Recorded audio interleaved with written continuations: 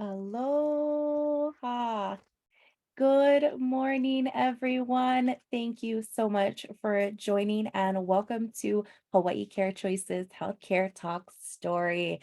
I'm Tish Lopez, your moderator this morning, and on every talk story, I'm sure you all have joined. So, welcome again. And if this is your first time, mahalo for joining. Happy, beautiful Aloha Thursday. And for some of you looking forward to the weekend, happy Friday Eve, as I like to say. Just a friendly reminder, today's talk story is being recorded so that you and others may access it in the future. All of our presentations are available on our YouTube channel simply by searching Hawaii Care Choices. Hawaii Care Choices is also on Facebook, Instagram, and Twitter. Follow us to see a lot of content, upcoming events, get to know our team, our supportive community members, and November is National Hospice and Palliative Care Month. So we are doing additional postings all about Hawaii Care Choices. So please like, subscribe, join, comment. We want to hear from you. For those of you joining us on Zoom, the bottom of your screen should look like this. Please click on the chat box and say aloha to everyone here and let us know where you're joining in from. Today's healthcare talk story, we will be diving in and talking about palliative and hospice care. And to hear more about the merging of East Hawaii Bay Clinics and West Hawaii Health Centers that created the largest federally qualified health centers on the island, now called Hawaii Island Community Health Center. You may ask questions throughout the presentation by clicking on the Q&A box at any time to submit your questions to our panelists. Oh, aloha, everyone. Aloha from Volcano. Oh, I'm close there and it's very, very cold. Mahalo for chatting in. Please use, for those of you watching on Facebook Live, thank you for joining us. Use that comment box and say aloha as well. Tell us where you are joining in from.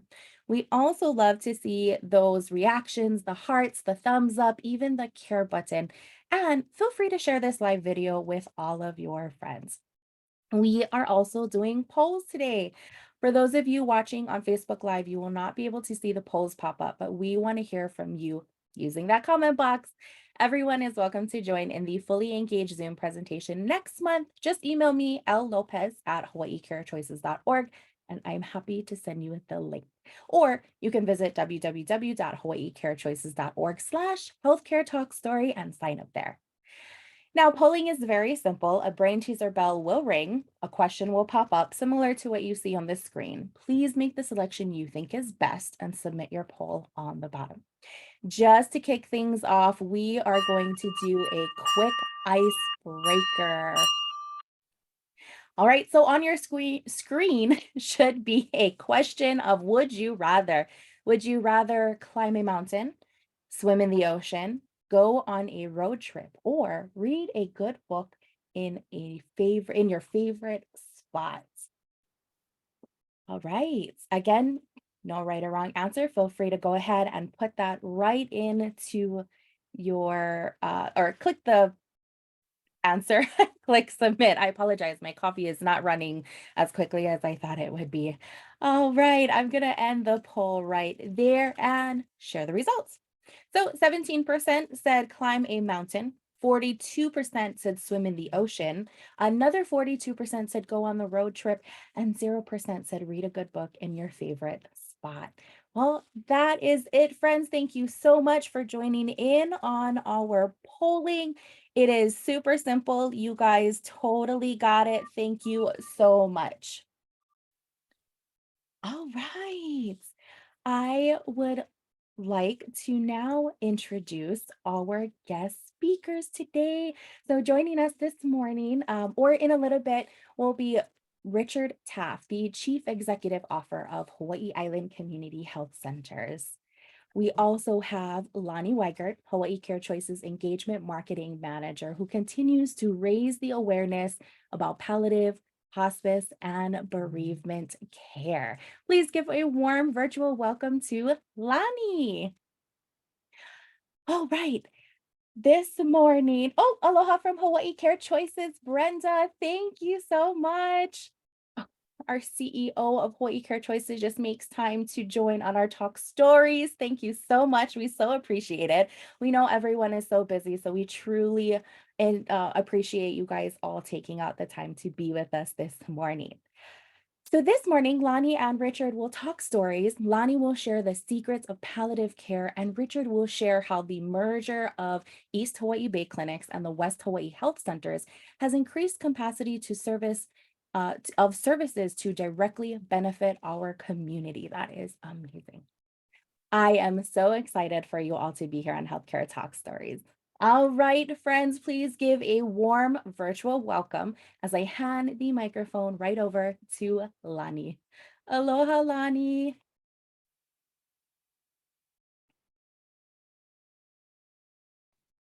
Hi, thank you so much, Tish, for hanging in there. I'm gonna just switch off with you because Richard is needing some assistance Oh, to get okay. on. So I'm gonna just text you his number so you can help him while I'm talking to the audience. And you can go ahead and just go on to my first slide.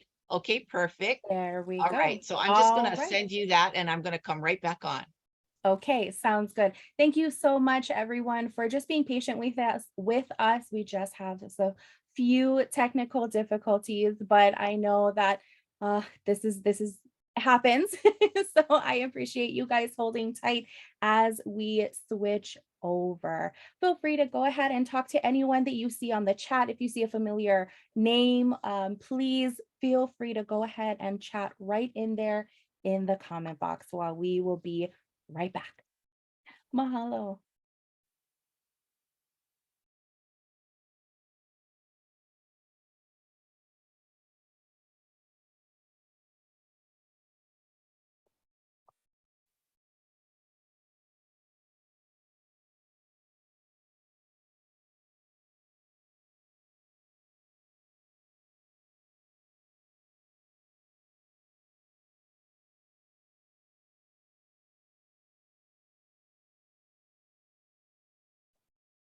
All right. Aloha, everyone. Thanks so much for hanging in there. Richard is having some technical difficulties to join us. So Tish will go off the air for a moment and take care of that. But in the meantime, thank you, everyone, for joining us. And also, please let us know where you are coming in from. Go ahead and just type it right into the chat. Oh, I see Auntie Jessie. Hi, Auntie. Oh my gosh, it's been so long. I'm so glad that you keep coming in here and joining us. It's so wonderful to have you. And oh, of course, our CEO Brenda is with us. Hi, Brenda. I'm glad that you folks are joining us. Richard is very excited to get on to the Zoom with us so that he can share a lot of exciting and new things that are happening over at the Hawaii Island Community Health Center, which is now probably the largest health center on the island. So we're very, very privileged to have him joining us. In any case, thank you. Oh, yep, go ahead and just text that in, chat in where you're coming from, and we just love to see you this morning. And I noticed that there's a few more people that are planning to join us, but we're just going to get started since you folks are already here. So for palliative care, what is palliative care? And I know that, really through repetition is how everybody is going to truly learn what palliative care is. So if you're somebody that joins me quite often, then I thank you so much because you probably are able to explain to other people what palliative care is. And that is really key to our education because we find that it's somewhat of a secret, palliative care, largely because the physicians don't naturally talk about it and it's not always top of mind. So if we come and educate our community, oftentimes they're able to ask their physician for palliative care. And that is such the dream. Really, if everybody just took their own responsibility for their health care, the amazing things that could happen because we'd probably be able to help people so much sooner. And it's just a funny community that we have that oftentimes people are shy about asking for help. So I'm here to educate you, but also to empower you to go ahead and ask for palliative care if you think you or your loved one needs it. So, first of all, palliative care is a very specialized type of care. It isn't routine care, and it isn't for those who are at the end of life. It's for those who are dealing with a serious illness and they have symptoms that are very uncomfortable associated with the serious illness. And oftentimes that occurs because they're doing some kind of treatment in dealing with their serious illness. So when I say it's specialized care, it is care that everybody can get, but not everybody knows about. So as I educate you this morning, please know that it's okay to ask your physician for this type of care.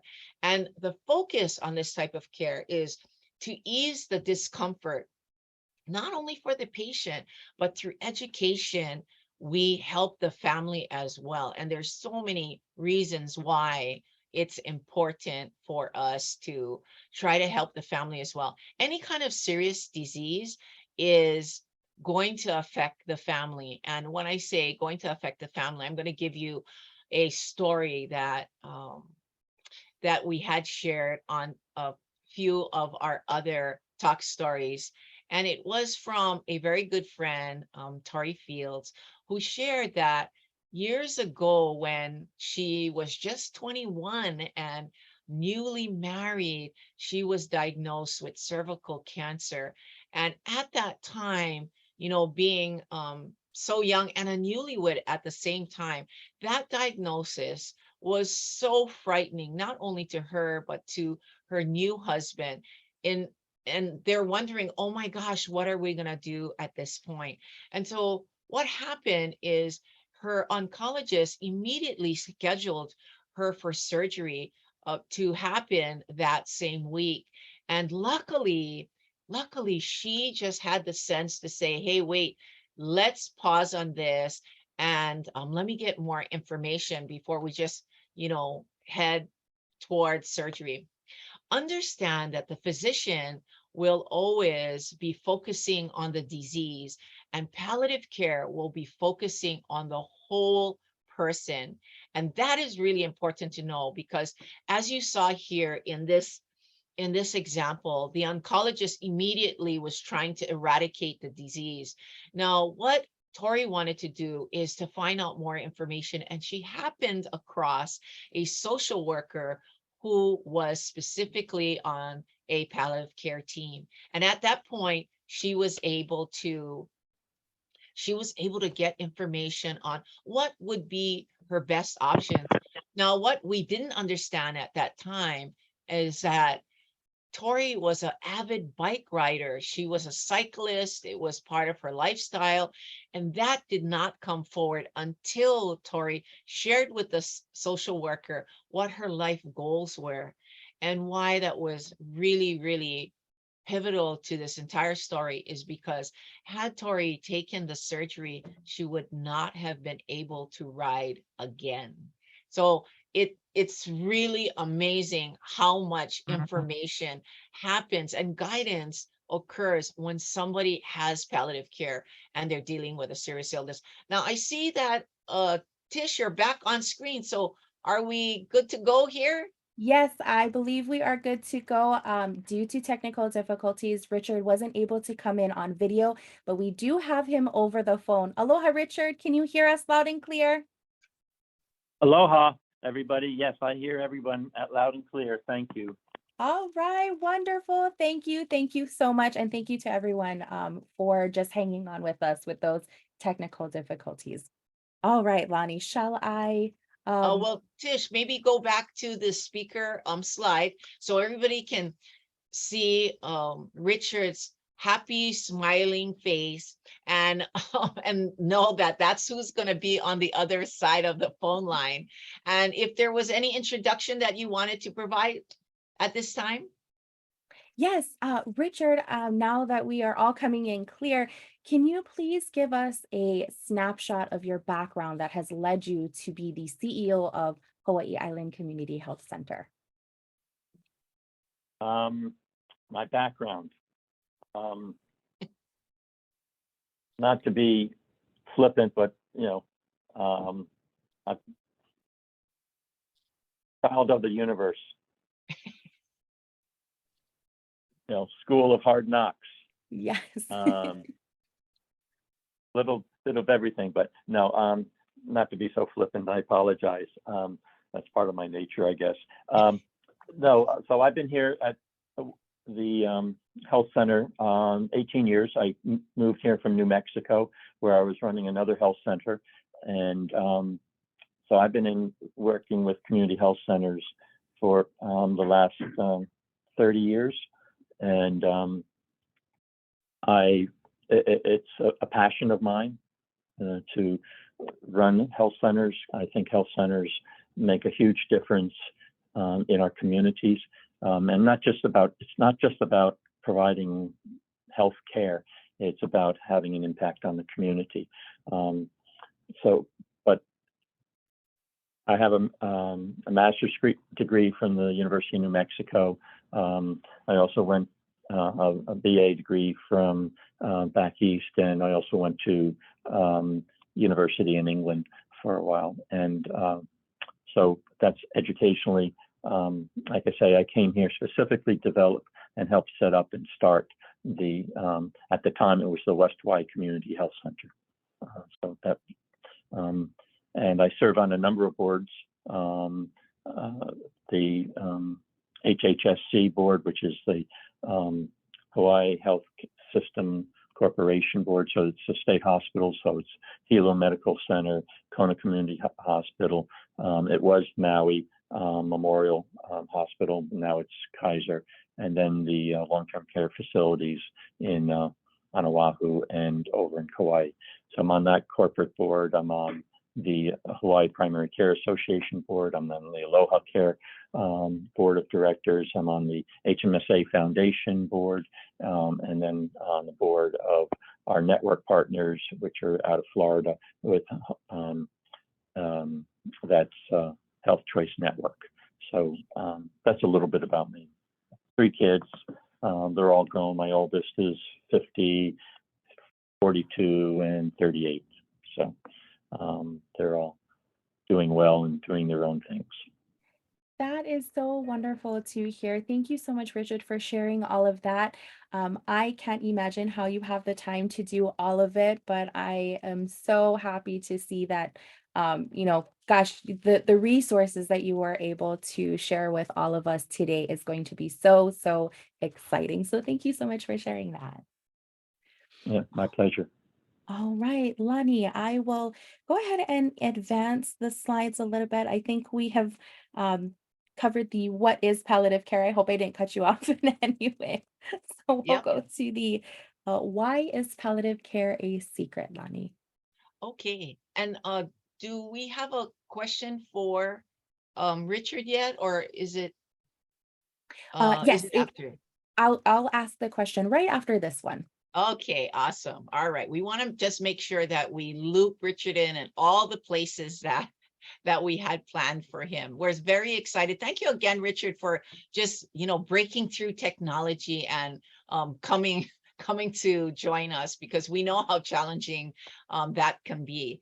Thank you again. So I'm just going to continue with about palliative care. And I was just sharing with you about Tori Fields and her story. And the bottom line, though, is without palliative care, although her oncologist was really focused on really eradicating that disease, that cancer from her, it really was palliative care that provided her the education, that gave her the options to ask for other treatments and to learn about the different options available to her that would actually still provide her with a good solution on dealing with her cervical cancer, but also maintaining her quality of life. And again, that could not have happened without the guidance of palliative care. So it's important to understand that sometimes, in taking care of getting rid of the disease, a patient could have unwanted and also unneeded treatments, and they would not know without the guidance of a team that specifically focuses on palliative care. So with early care, we find that people can really live quite a full life and a very active life because we're able to come in and educate the patient and the family about ways to really deal with any discomforts that happen, and also to know what steps that they can take so that they can ensure that they are kept comfortable as they go on. Even managing pain, people just aren't born with knowing how to manage pain. Having that kind of education and guidance is really, it really does reduce quite a lot of the anxiety, and also it reduces the need to always call 911 and rush up to the emergency room. When somebody is fueled with tools of knowing what to do, it does cut down the anxiety, and also it just gives people confidence to know that I can do this together with my loved one. I can do this. Right. Thank you so much, Lonnie. Richard, I do have a question for you. Earlier during my introduction, I did mention to our listeners that Hawaii Island Community Health Center is the largest federally qualified health center on the island. Could you share with us what that means? What does federally qualified health center means? And where are your clinics located on the east side? Okay, yeah. So originally, I'm gonna just step back. As I said, when I first came, it was to set up the West Hawaii Community Health Center, which we've done. And then back a year ago, a little more than a year ago, Bay Clinic folks approached us, Dr. Alameda approached us about possibly merging. And so over the past year, we did do that, and effective July 1 of 2022, we merged as one organization, which is the Hawaii Island Community Health Center. And where the sites are, and I'll go into what FQHC is in a minute, what the sites are. So on the west side, we have Kona, we have Kealakekua, we have Waikoloa, we have Kealakehe, and we're working on school-based clinics at Kealakehe Elementary and Intermediate, and then down in Honau now. On the east side, they're the same facilities that Bay Clinic originally had, which are Ka'u, Pahoa, Keau, Hilo Family Medicine, the Hilo Dental, and Hilo Women's Health. And then there's also a pediatric clinic there at the administrative office in Hilo. And so those are the sites, those are the communities we're in, and we'll continue to be in. And hopefully we're looking at expanding into the schools in a number of, so we're in conversations with the superintendents of the various complexes there.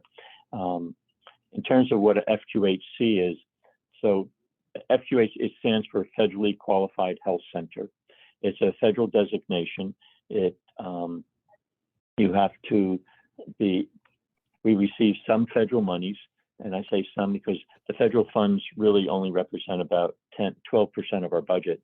But that designation gives us an opportunity. Well, we have to meet certain guidelines, and those things are that we have to serve everybody, regardless of income, regardless of their ability to pay.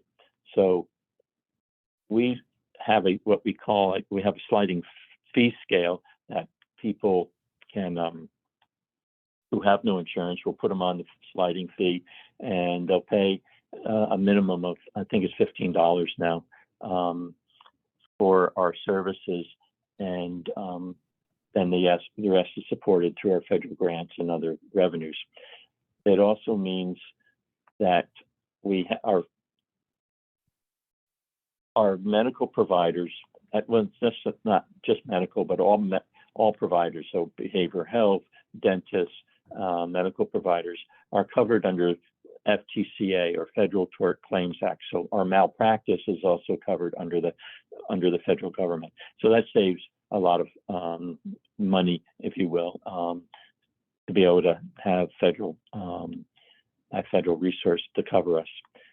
So in addition to that, the other requirement, which I think is very, very, very significant, is that 51% of our board members must be consumers or patients or users of our service. So of our board, they have to be patients.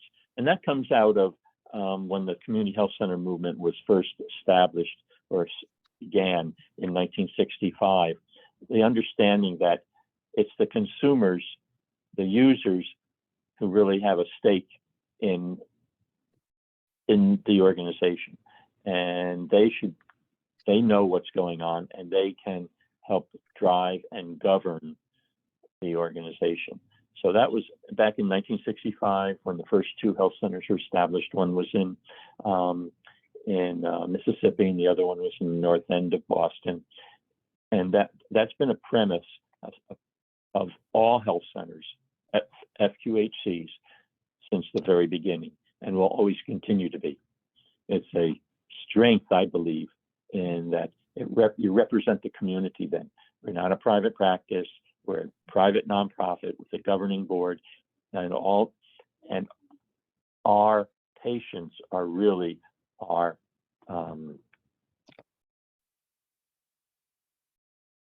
what's the word I'm looking for?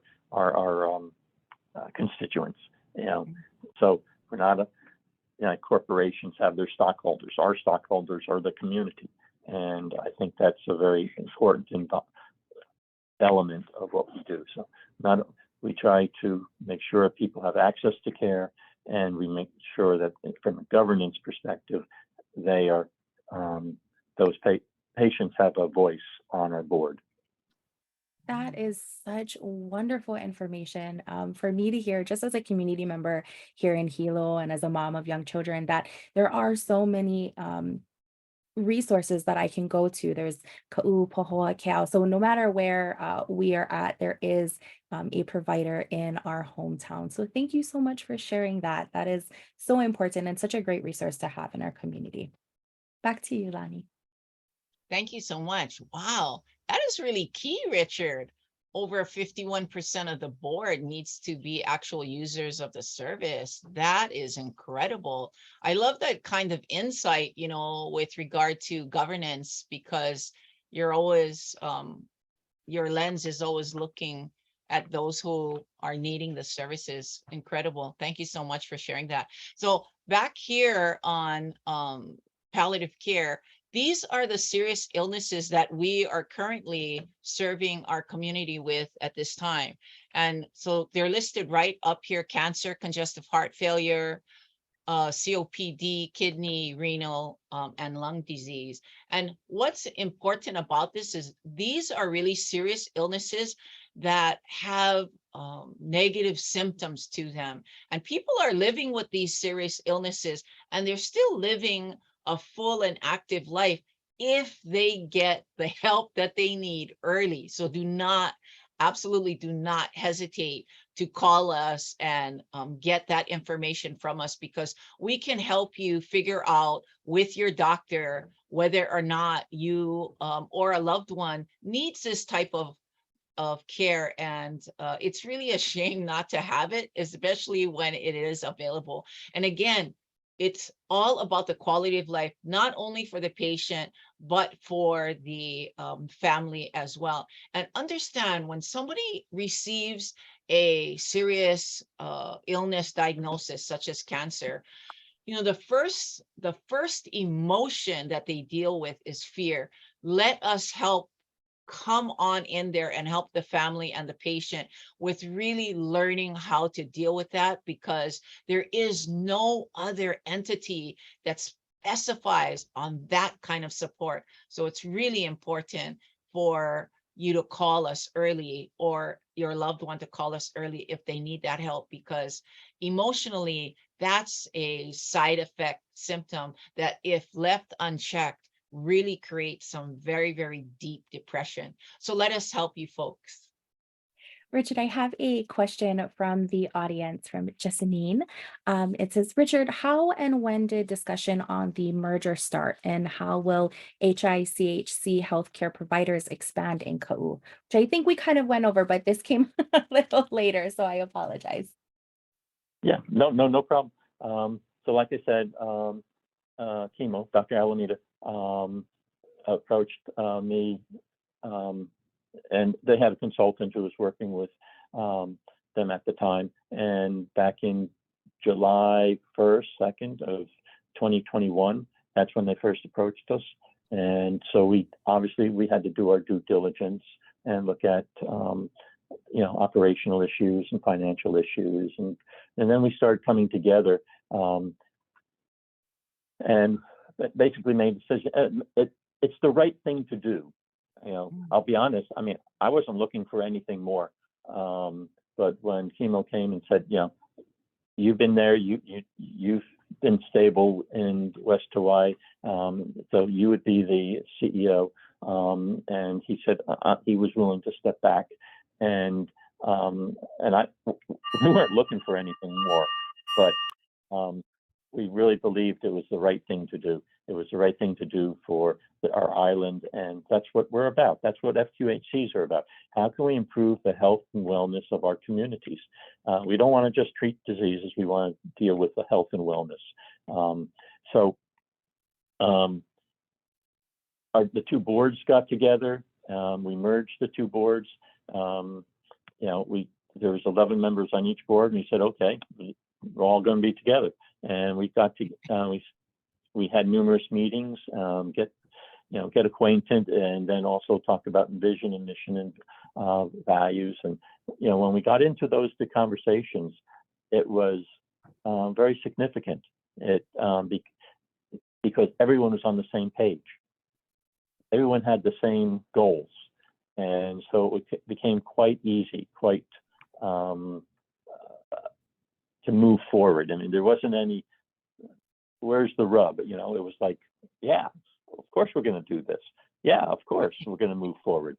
And I started at the governance level, because when you have a board and senior executives who are all in sync, that synergy, that sense of collaboration, that sense of mission and value is passed on to the staff, and specifically the providers, because they know that, okay, we're moving in the same direction. We're not moving in opposite directions. Have there been challenges? Of course. How things are done on the west side is different than the east side, and the east side is different than the west side.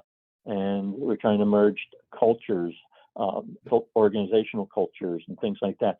But I think that process has been, for the most part, has been very smooth. Has been very. We've been trying to be transparent on both sides. We had a all staff meeting. We had a celebration, actually, back in June, of the history and the successes of Bay Clinic, because I believe it's important that you recognize our past and our successes. So Chemo and his team organized a gathering, and actually it was over at the Ark of Kona, Ark of Hilo, excuse me. I misspoke there. And it was a great opportunity for people to come together and to celebrate Bay's history and past. And Chemo brought in some of the previous directors and board members and founders and those types of things. And then in August, we had an all-staff meeting up at I think it was at Hapuna, and that was moving, because we had shirts for everybody. So we had close to 400 people there, and everyone had the same shirts on. And the sense, people coming together, I know people just thought, yes, this is the right thing. So we've been trying to do stuff that bring people together to lessen any anxiety, stress, tensions that may exist because of the merger. So I don't know if that answers the question. We're also, and I'm going to just move on and mention one other thing. We're currently in the throes of implementing a new electronic health record called Epic. And it was one of the things when Timo approached me, I said, well, let us look at it. But there is one thing that West Hawaii Community Health Center is moving to a new electronic health record, and it's going to be live in the fall of 2022. And if you want to merge, then we have to, Bay Clinic has to merge on that as well. And so what that gives us, and literally we're in the first week of our go live, and it's been it's going to be a huge benefit for the entire island and all of our patients, because now regardless of where you go, there's going to be one health record. And that health record is actually, because it's an Epic, it's the software, that's also the software, the electronic health record that Queens Hospital and most HPH and Kona Community Hospital and hospitals across the country are on. So we'll be able to, with a push of a button, we'll be able to see your health record. So if any of your patients who are also our patients, they've been, I heard Lonnie, you were talking about cancer. If they've been to the cancer treatment over in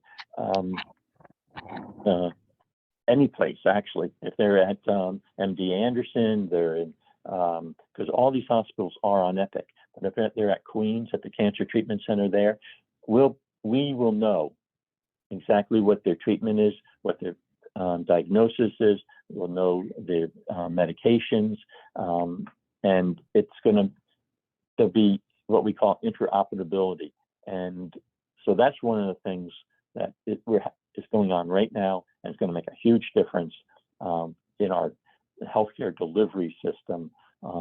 And one of the benefits of bringing the two organizations together.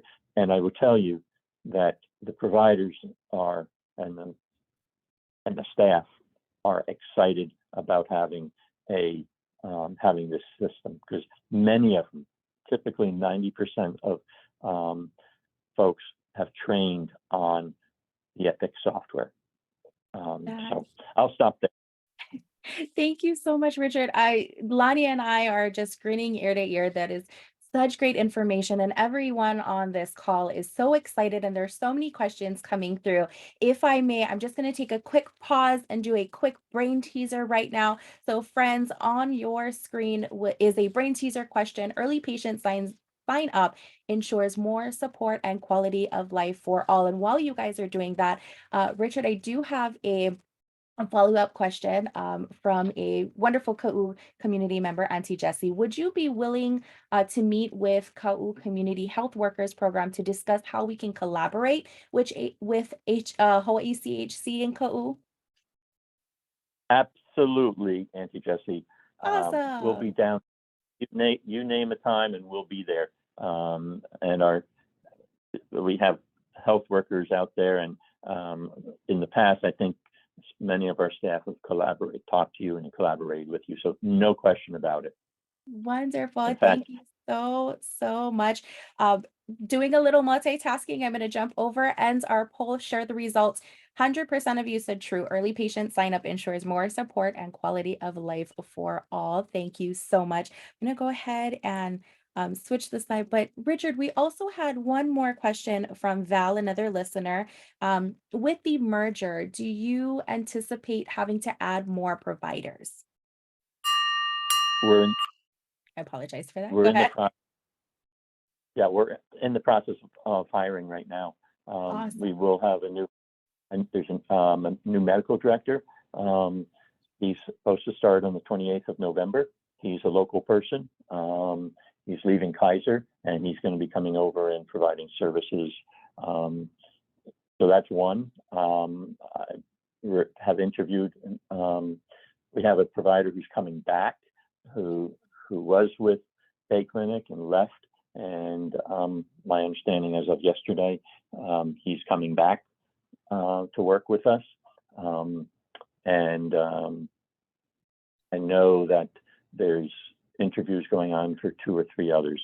The other area we're looking at is on the behavioral health side. So it's difficult to get licensed clinical social workers and psychologists, but we're absolutely looking to expand that area. And the other area on the dental side, right now, on the east side, you have dental residents who are general dentists. Here we have pediatric dentists, so we're as well as adult, but we have a pediatric residents. So we're working right now on expanding the dental residency program to include pediatric and adult on both sides of the island. And having a residency program gives us the opportunity to hopefully recruit more dentists to our community because they have been working here. So those are some of the immediate things that we're working on as we speak. That is such exciting news. We definitely need more providers in all areas of healthcare. So thank you so much. We do have more questions, but I'm going to jump back over to Lonnie for her to share more secrets on palliative care. Great. Thank you so much. Thank you, Richard. Gosh, that's so much information. We really appreciate it.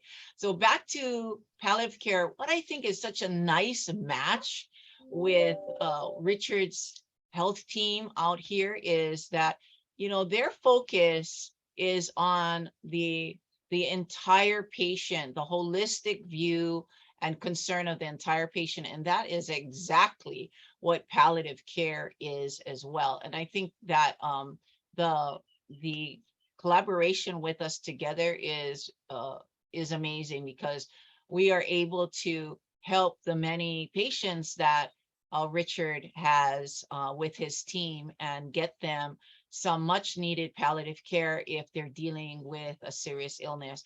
And why I bring up about the holistic approach is because when somebody is with a palliative care team, one of the first things that the team will do is to find out the goals of care from the patient and the family as well. And these life goals normally have nothing to do with anything medical. It has nothing to do with, oh, I need to take my blood pressure 3 times a week or any of that. It really comes down to things as broad, maybe as I just want to see my grandson play football, or I want to go with my class to our 50th class reunion in Vegas, or something as simple as I just want to get off the couch and be able to walk to the mailbox and get my mail without becoming completely and totally breathless. So with the education that the palliative care team surrounds the patient and family with, that education not only fuels them with the guidance, but provides them with the know-how and also the confidence to get through what could be a very, very challenging time. Thank you so much, Lonnie, for that. We have one comment and a question for Richard. Richard, the comment that came through is about the EMR system, that it sounds amazing, and we are so excited for your staff and your patients. Another question for the EMR system is, does that mean that you will also be able to communicate with HMC via this EMR system? Thank you for the support and recognition of the importance of electronic health record. The one about Hilo Medical Center, unfortunately, they're on Meditech, and that is not one, but there's not a direct interface with Epic. So that's the direct answer. But we've been dealing with different systems all the time. And so what you do is you put in other systems and processes in place so that you have a smooth transition, and try to cover gaps in care and making sure that information from from someone's been admitted or released from the hospital or gone to the ER, that their information comes over, and vice versa. So we're looking at if you will, the transition, what we call the transitions of care, and putting people in, and actually we're having that conversation. We've had it in the last month or so about hiring folks who can be in the hospital, case managers typically, or community health workers, or who would be in the hospital and help with those transitions of care, and making sure that the benefits of having one EHR is that you don't have that, because it's automatically there. When you don't have a similar or EHR that talks to others, you need to look at other processes, and that's what we're doing, because it's so important. And if I can go on, but that's really what we're going to do. So we don't talk to. Epic does not talk to MedTech, which is Meditech, which is the Hilo Medical Center. But we're looking at other processes and systems to ameliorate that situation. That is definitely exciting. I have a comment from Curtis Toma. It said, Richard, strong work by both you and Chemo in coming together. Two strong teams, now even stronger. Such exciting times. So thank you so much, Curtis, for your comment. And I like that wording that you're using is a transition to care. Lonnie, I know that we have an opportunity to transition to a higher level of care within Hawaii Care Choices. Can you explain a little bit more? Yes, definitely. And I'd like to also tap on that comment that Richard shared with regard to transitions of care, particularly at HMC, because what is amazing is we're currently already working with Hilo Medical Center with regard to palliative care. But this alignment couldn't be any sweeter and any more direct than what Richard just shared with regard to the transition of care, which is something that is quite grounded at the center of what palliative care does. Now, palliative care, many people don't realize that palliative care is a very broad umbrella. And as part of that umbrella, there is a subset specialty, which is called hospice care. And that is, without a doubt, the Cadillac of services when it comes to healthcare. When people are going through the natural progression of their disease journey, oftentimes they may need a higher level of care, and that's when hospice care comes in. Now, a lot of people think that when hospice care comes in, there's no hope now, everything is lost, there isn't anything that we have to look forward to. I want you to know that we had a patient that actually stayed and lived a very, very vital life for 7 years. And although it was a very rare case, she basically would come on services, on hospice care services. And then when she didn't need the services anymore, she would just graduate from it. And she did that quite a few times, if you can imagine, through all of those years. The key, though, to her was that she signed up early. She signed up early and was able to really garner the benefits that are provided in a hospice, very robust program. And many people do not do that. However, she did, and it apparently really extended the course of her life. And I'd have to say it's because of the intentioned, compassionate care that she was receiving. It actually reduced the amount of dis-ease that she was dealing with. And so she was able to continue quite an active life throughout the final stages of her very advanced illness at that part. For those who transition to a higher level of care, hospice care, they are no longer doing any kind of treatments. They normally receive a prognosis from their physician that says that they have 6 months or sometimes possibly more to live, but normally it's at 6 months. And when we come in early, we're able many times to just keep the patient comfortable and also help the patient learn how to take care of the patient, because we're not all just born to be caregivers, but together that combination really turns a situation of crisis into one that is so much more manageable. And so I say that once that time comes, in palliative care, there is another subset of care, and that is called hospice care, the Cadillac of services. And that comes also with volunteer support. And many times, and it's probably a cultural thing, but many times when we call the family to say, hey, we have a volunteer that can come and sit with your loved one while you go clean the yard, while you go take a nap, go down to the bank or whatever, many will tell us, oh, no, you don't need to do that. I can take care of my husband myself.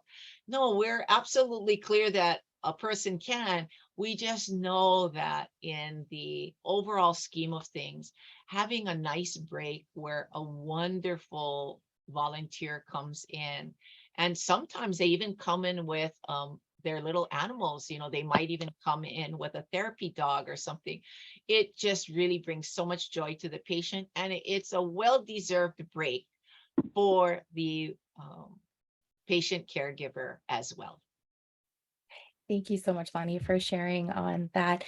Richard, I just keep getting so many comments of just mahalo for looking at providing a bridge between patients being discharged from the hospital back to their provider clinics. The sharing of the information is so helpful and such a useful resource for the patient. So thank you again so much. And I know, Lonnie, there is another resource that we'd like to share with everyone.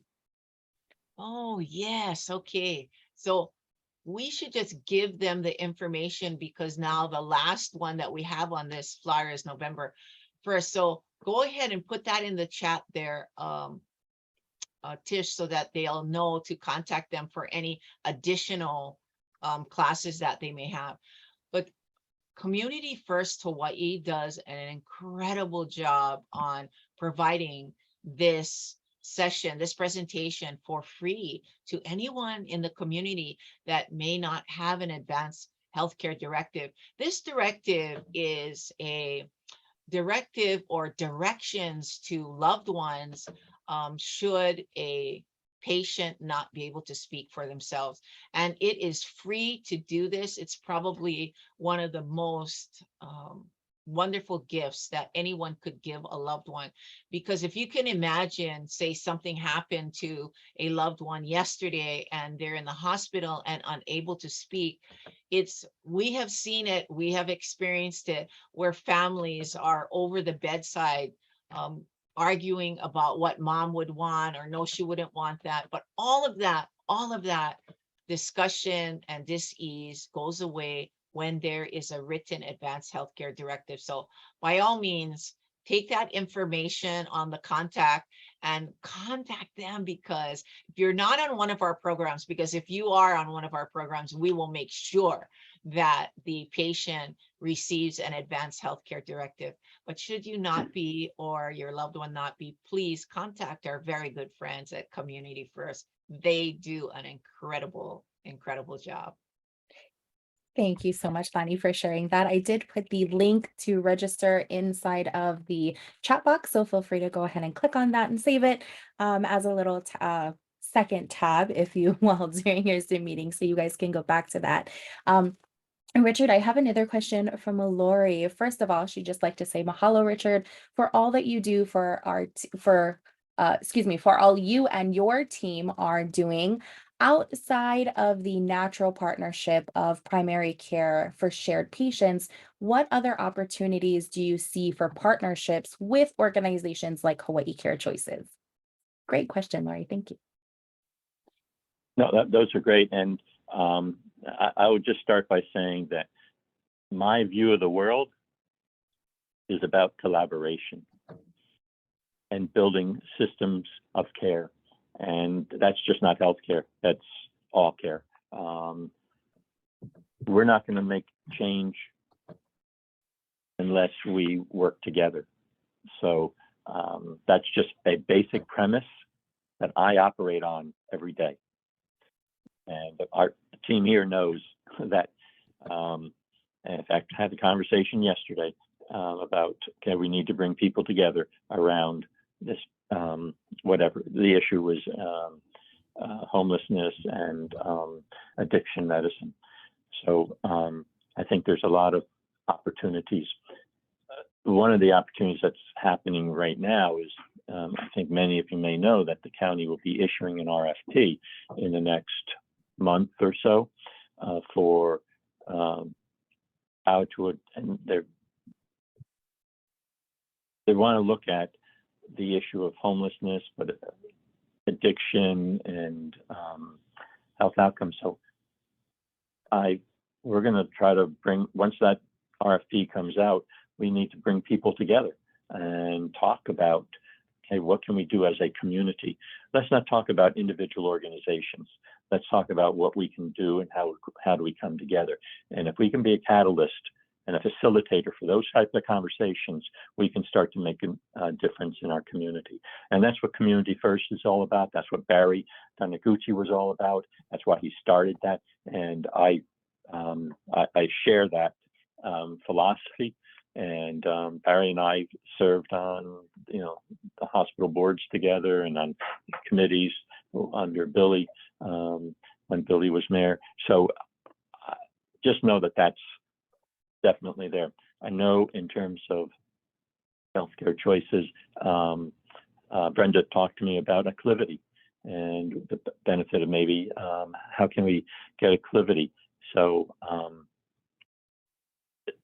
acclivity coordinate is integrated into Epic. I did follow up on that. So that's if people aren't familiar with acclivity, it's a predictive modeling. So you can identify early on people who are going to be needing palliative care or hospice, or going to be in that, so that we can address things early on in the primary care side and maybe make their lives better and healthier. So I think there's tremendous opportunity. I think that's what Auntie Jessie was saying too. Okay, how can we work together with the Ka'u community? They have she's developed a tremendous group down there. And we need to work together. We don't have enough resources and they're in our communities, and therefore we've got to work together. And if we work together, we can change the world in our communities and the trajectory of the health and wellness of our communities. So I'll just stop there. I'm talking in platitudes now, but I think there are specific things, and we're looking at collaborating, and happy to look to and talk about collaborating. I mean, right now the chemo's heading up the fentanyl task force out of the mayor's office, but we're a part of that, and so he's heading that up, and that's going with the schools, and that's working with the police department and the other health, other service sector people in the schools. So whenever we look at anything, I want to look at it from who's out there that we can collaborate with. I'll stop there.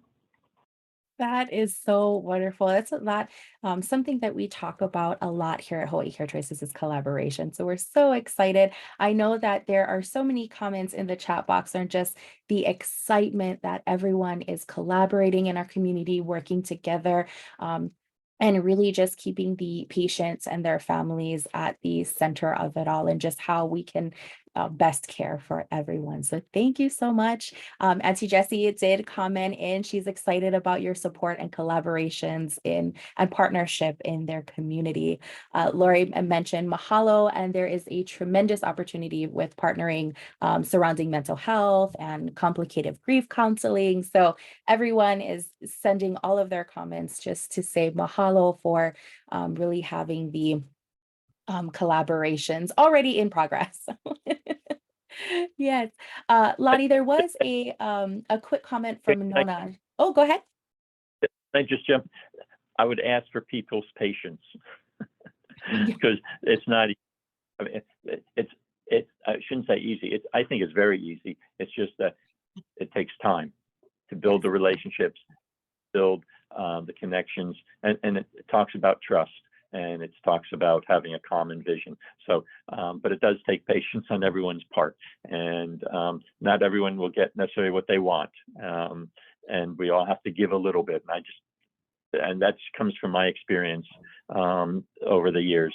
But if we understand that, we can really make a huge difference. So thank you for the comments, and I look forward to working with everybody, and our team looks forward to working with everybody. Absolutely. Thank you so much, Trisha, for adding that in. Yes, patience. Lottie, would you like to add any comments onto that? Yes, I just would like to say that we're looking forward, in fact, next month to invite as our guest on Talk Story is Dr. Kimo Alameda, who will be sharing the vision and work of the mental health, behavioral health, addiction, substance abuse, and how that ties in with serious illness as well, and for those who are suffering out there, as well as with advanced illness. And so we're going to tie all of that relevance together. So it's really quite timely to have you on our Talk Story today, Richard, because we're just going to extend and even dive in deeper with Hawaii Island Community Health Center further on all the wonderful services that are being offered. And like you said, not only healthcare, but all care. And yes, we're looking to really shout that from the rooftops starting next month as well. Thank you so much, Lottie. I'm going to go pause everything for a quick second, and we're going to have a brain teaser. So up on your screen is, how is palliative care and hospice care the same? Both relieve suffering, both being delivered in patients' homes, both improves the quality of life for patients and their families, both in, excuse me, that's doubled, or all of the above. So no right or wrong answer. Please feel free to go ahead and submit your answer, and that will be it. I'm going to go ahead and end the poll here and share the results. So 100% of you said all of the above. Absolutely correct. Thank you so much for engaging in our polls. And I'd like to say thank you so much, everyone, for just sending in your comments and questions to Richard and also to Lonnie as well. We so appreciate everyone. And this is the true Talk Story way, where everyone is definitely engaging with us. So Lonnie, I'll give the virtual microphone back over to you for a few more minutes. Okay, so I just wanted to say also that with regard to hospice care for those living with advanced or terminal illness, what's really important to know that once somebody comes into hospice care and we have some time to wrap our services around the patient and family, this is the time that makes the most difference with regard to the quality of life for the patient. If we receive the patient, maybe within a week before the patient passes, we will probably be able to get the discomfort and pain and anything that the patient is dealing with at that time probably managed enough for the patient to become comfortable.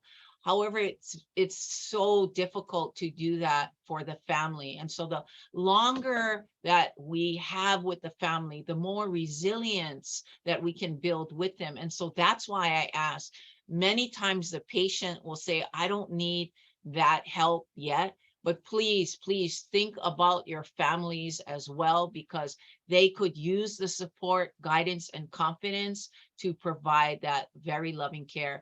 And the thing about hospice care is there is a very magical bag of different things that we are able to provide for the patient that in other areas or other facilities, they're not able to do that because they're not hospice. And we are able to do medically directed comfort for our patients, and we're able to really get that pain under control. So that's important. And know that for hospice care, Most all insurance companies have a hospice benefit, and it's covered 100% when somebody is being cared for at home. For palliative care, because it's specialized care, normally there could be a copay with just a single type of insurance. Maybe it's just Medicare, or maybe it's HMSA Advantage. However, if there is a double insurance, meaning Medicare and Medicaid, there's probably not going to be any copay at all. So it's just important to just check when you call, and we would be happy to help you with this information. Lonnie, there is a quick question from Auntie Jessie. Is there a cost for the first consultation about Hawaii Care Choices? With regard to getting information, no, you would just call us, and we will just make sure that all the questions are answered, and we'd loop in the physician and all of that. That part, Auntie Jessie, is our pleasure. So you just go ahead and call us. I also saw that Nona had a question regarding the post. So when I was talking about the Advanced Healthcare Directive, that is directions that a loved one or caregiver receives from this Advanced Healthcare Directive when a patient or loved one is unable to speak for themselves. Now, a post means physician order. It's kind of like a much longer thing, but basically that's what it is. And so physician order is much different. It's something that a physician is saying that this person needs to get this type of care. Oh, was there somebody that was going to say something? I'm not sure. Richard, would you like to add to that? No, I No. just Sorry about listening. that. No. Go Okay, ahead. no, sorry. Sometimes people will say things, and then I'm like, oh, they're trying to say something. Yeah. Okay, no problem. So anyway, a post is very different. Normally it is provided from a physician for anybody that is dealing with a serious illness. They could be elderly, and they could be frail at the time as well. People will put this post, which is a piece of paper, in an area in their home that can easily be accessible to. So, people will put it on their refrigerator, or, someplace where if EMS needs to come into the home, they would know it immediately where to get it. And that would be a order that everybody would follow. So it is quite different from the Advanced Healthcare Directive, and not everybody needs to have it. So that's another important thing. And for the Advanced Healthcare Directive, the person needs to at least be 18 years old. Back to you, Tish. Mahalo so much, Lonnie, and thank you again for all of your questions. If right here on our screen, please call your physician or ask if palliative care or hospice care is right for you. You can call us at 969-1733 or email care@hawaiicarechoices.org. Or you just want a little bit more information about what we do and who we are, www.hawaiicarechoices.org is where you can find so much of that information as well. I just want to say thank you so much to our audience for listening in this morning, for being patient with our technical difficulties, but also just engaging with us in such a special way. A very large mahalo to our guest speaker, Richard Taaffe, for your valued time. It's been, over an hour, so we appreciate your valuable time and sharing your helpful perspectives that were shared here on Talk Story today, the collaborations, the education on how Island and your health center is the largest federally qualified health center on the island, and all of the resources that there is, not only in our own community in Hilo, but also across island wide, and Ka'u, and everything that is happening is so exciting. And I know that has resonated with everyone. So thank you so much. If you or anyone you know has specific questions about you or your loved one's situation, just reach out to us. We have a very helpful team standing by that will be happy to answer any of your questions. Our goal is that you get the right care at the right time. Right now, I would like to share a quick survey that will pop up on your screen. It is a total, oh, sorry, my bell. It is a total of 6 questions. If you can click on all 6 questions, or excuse me, all 6 answers, and then click submit below. It is anonymous and it will not be shared. Oh, I'm having technical difficulties again. I apologize for that extra bells that are just keeping us up today. So the survey should be on your screen now. All right, we would just love to get your feedback on our presentation. Your input will allow us to gain a better understanding of how we can serve the community with presentations like these. And we do read them and we do take them into consideration and definitely provide you guys with engaging talk stories like today. For those of you on Facebook, please send your thumbs up, your cares, your hearts. And if you enjoyed this presentation, send a mahalo to our guest. You are all invited to next month's fully engaged Zoom presentation. You can email me at lopez@hawaiicarechoices.org, visit our Facebook page or our website, www.hawaiicarechoices.org. Richard, thank you so much again for giving us such valuable insights to what is going on right now, right in our own community. As our listeners kind of take the survey, are there any last comments or any takeaways that you would like to share with our listeners today? I'd just like to say thank you for the opportunity and thank you for the support. And it's really together we can make a huge difference. And I just hope, and I look forward to serving and being with many of the listeners once we get into the field. So thank you for your support. Wonderful. Thank you so much. Lonnie, is there any last words that you would like to say to our audience? Yes, I just feel so absolutely blessed to have Richard come on and be our guest. I know, Richard, you're super busy, but because I'm a super stalker, there was no way for you to get away from me. But I just feel your message, your information is so important. And I'm really glad that we had this talk story, and for sure, we will be working so much more together in the future. And I really look forward to it. Thank you again, Richard. Thank you. And I apologize for the technical difficulties on my end. Not at all. I know, Richard, we talked a little offline. If I just may share, the network is so secure that he wasn't able to join through the video. But, like I mentioned, it is so great to know that everything is absolutely secured. So rest assured. So thank you so much, Richard. And thank you all for your patience. If you feel that you've benefited from this presentation, again, please let your friends and family know we are here every month, the 10th at 10. And like Lonnie shared, Kimo Alameda will be our guest speaker for December. So we are so, so excited. Thank you all for sending in your questions and your comments and for taking our survey. I would like to close now and wish you all a beautiful Thursday or Friday Eve. Until next month, ahui ho, aloha. Aloha.